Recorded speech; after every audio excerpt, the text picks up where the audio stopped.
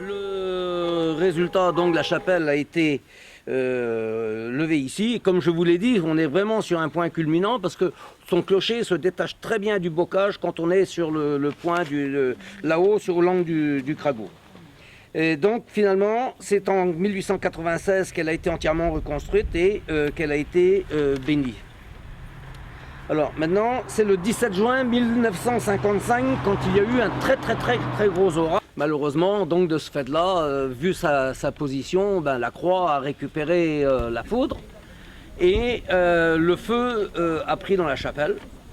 Lorsqu'ils ont voulu appeler les pompiers de Huelgoat, il n'y avait plus de téléphone, si bien que le fils du maire a pris sa moto. Il s'est déplacé à Huelgoat. Arrivé à la caserne, il a voulu actionner la sirène. Il n'y avait plus de courant, donc pas de sirène. Il a fallu appeler les pompiers un par un. Et lorsqu'ils sont venus ici, ils avaient donc un fourgon sûrement équipé, et peut-être la motopompe remorquable, j'en sais rien, mais équipé des 400 mètres réglementaires, oui, 400 mètres de tuyaux réglementaires. Manque de peau, la borne d'incendie était à 800. Résultat, pas d'eau, il a fallu laisser le feu brûler l'ensemble du bâtiment. Eh bien oui, Sainte-Barbe, donc qui maîtrise le feu, Sainte-Barbe qui protège du feu, eh bien Sainte-Barbe, cette fois, Elle était en vacances. son vœu n'a pas été exaucé. Hein, donc voilà ce que c'était. Peut-être qu'elle serait restée à l'emplacement où elle était au départ, donc là où, sur des croisements de lignes telluriques fortes, elle n'aurait peut-être pas eu ce problème-là. Voilà, on ne peut pas réécrire le Renou, et j'ai vu donc cette chapelle brûler. Donc la foudre est tombée dessus et puis voilà.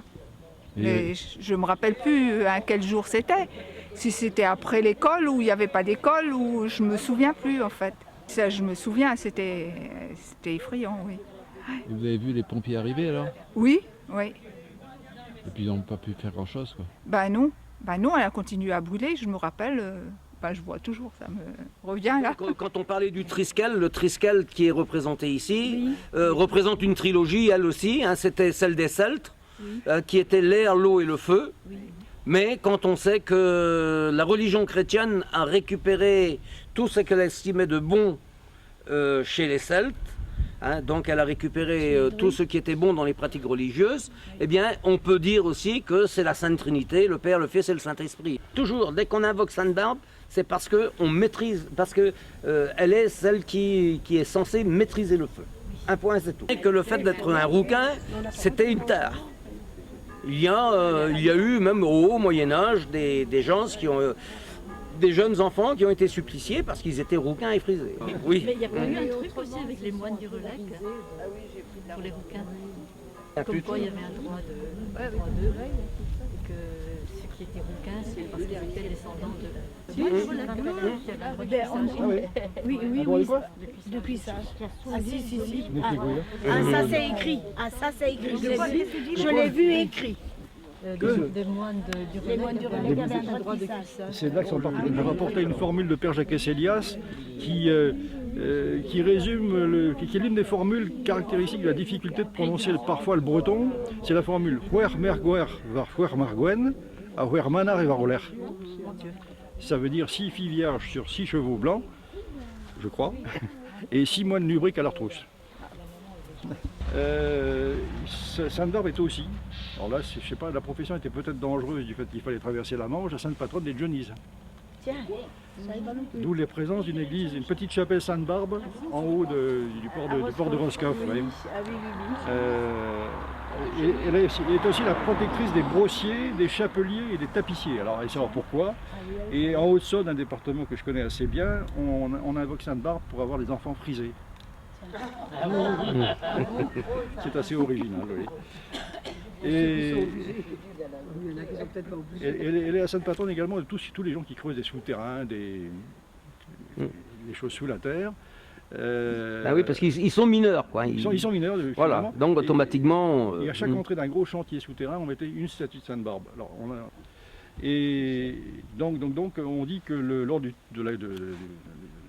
creusement du tunnel sous la Manche, on travaillait 300... Combien il y a de jours dans l'année déjà? Voilà.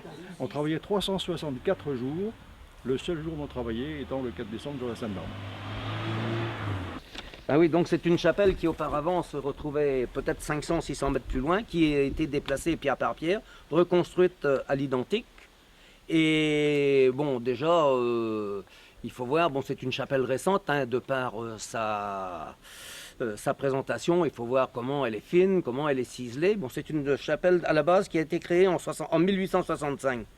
Et ce qui se passait très souvent à une époque, les gens qui sentaient leur dernière heure venir, qui voulaient bien sûr gagner leur paradis, ceux qui avaient les moyens, ils faisaient un petit don à la paroisse ou à l'église. Donc résultat, voilà un terrain qui a été cédé à l'église et le recteur s'est dit de mon presbytère, ce serait bien que je puisse voir et la chapelle et le